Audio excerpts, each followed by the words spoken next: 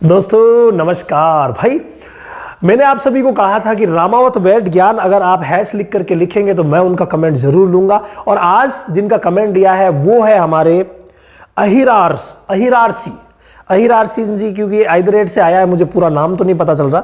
ये लिख रहे हैं, सर आजकल भैंस एआई या क्रॉस के बाद बार बार सफेद डिस्चार्ज देती रहती है, क्या कारण हो सकता है? गाभिन होगी या नहीं होगी? यानी एआई करवाने के बाद लगातार डिस्चार्ज कर रही है, वो गाभिन होगी या नहीं होगी? वाकई ये बहुत बड़ी समस्या है, बहुत बड़ी समस्या है।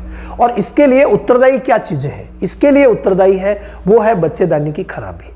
अब बच्चेदानी की खराबी के लिए कौन कौन से चीजें उत्तरदायी है वो भी आप सुन लीजिए। उसमें सारी चीजें हो सकती है। इसीलिए अगर गंदा डिस्चार्ज आ रहा है तो सबसे बड़ा जो रीजन होता है वो रीजन होता है फ्रेंड संक्रमण का।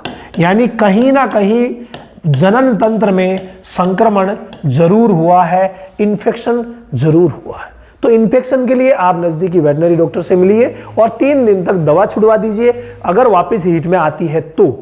और अगर हीट में नहीं आ रही है तो ऐसी कंडीशन में जो ही 3 माह होते हैं, यानी 3 माह बाद, या 3 महीने बहुत ज्यादा हो जाएंगे, 2 माह बाद ही आप अपने नजदीकी पशु चिकित्सक से चेक करवा लें कि प्रेग्नेंट हुई है या नहीं हुई है। अगर नहीं हुई है तो वाकई संक्रमण है और संक्रमण का ट्रीटमेंट करवाइए। और अगर प्रेग्नेंट हो गई है तो ऐसी कंडीशन में प्रेगनेंसी को सेव करने के लिए जो मेडिसिन आते हैं वो आपके लिए इस्तेमाल करवा देंगे, ठीक है। और देसी चीजों में आप जो वगैरह है, ठंड की चीजें आप दीजिए तो बिल्कुल कवर कर लेंगे। आगे बात, इसके अलावा तीसरा जो स्टेप आता है वो वही स्टेप है जो मैं हर बार बताता हूं। भाई डिवॉर्मिंग आपने नहीं करवाई होगी, पेट में कीड़े होंगे। चौथा जो स्टेप आता है वो आता है विटामिन मिनरल का। यानी आपने कहीं ना कहीं विटामिन और मिनरल्स जो है वो आपने नहीं दिए हैं।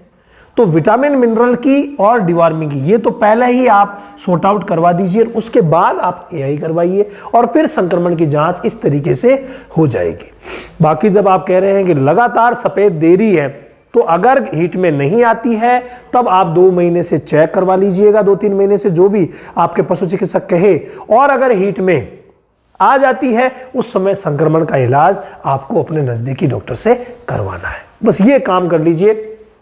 आपकी जो भैंस है या क्या है भैंस, तो आपकी भैंस बिल्कुल कंफर्म प्रेग्नेंट हो जाएगी। इसके अलावा एक बात और कहना चाहूंगा कि अगर आप डेयरी फार्मिंग की ट्रेनिंग लेना चाहते हैं तो इसी 5 तारीख से ऑनलाइन सेशन शुरू हो गया है, तो आप ज्वाइन कर सकते हैं डेयरी फार्मिंग की A to Z ट्रेनिंग, या फिर अगली 5 तारीख से और शुरू होगा, क्योंकि हर महीने की 5 तारीख से ये सेशन शुरू होता है।